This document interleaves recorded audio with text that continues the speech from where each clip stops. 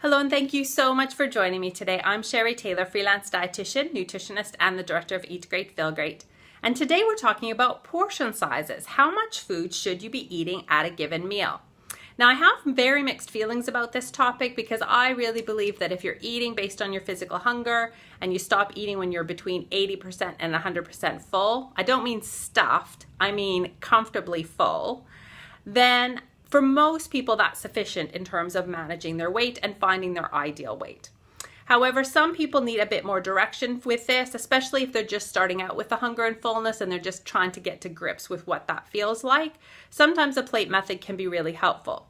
So the plate method just means basically dividing your dinner plate so that half of it is vegetables, 1/4 is protein, and 1/4 is starch like rice, potatoes, or pasta, for example. Now, the thing that I've discovered quite recently, however, is people have sometimes really large dinner plates. And some of the newer plates, especially the square ones, can be massive in terms of diameter. And of course, the amount of food will look very different depending on the size of the plate.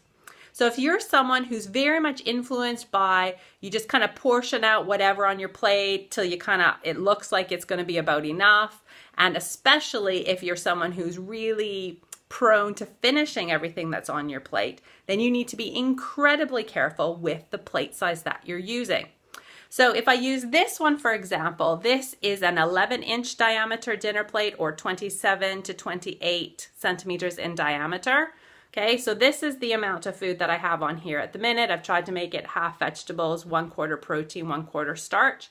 But if we transfer that same food to a smaller dinner plate, one that's about 9 inches in diameter or about 22-ish centimeters, then it looks very different. It looks a lot more full, and a lot of people would be a lot more satisfied with this amount of food.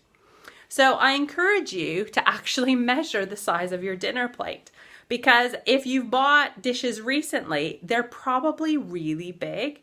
And if you go back to maybe what your grandparents' plate size used to be, often what you'll discover is our current plates are actually what they used to use as platters. And we would be much better off actually going to a secondhand shop or something and getting some older style dinner plates to actually eat on, because I think it'll make your portion sizes a lot smaller without you feeling deprived. I hope that's been helpful. If you have any questions or comments, please leave a message for me below or get in touch by Facebook Messenger or by email. And I look forward to talking to you again very soon. Take care.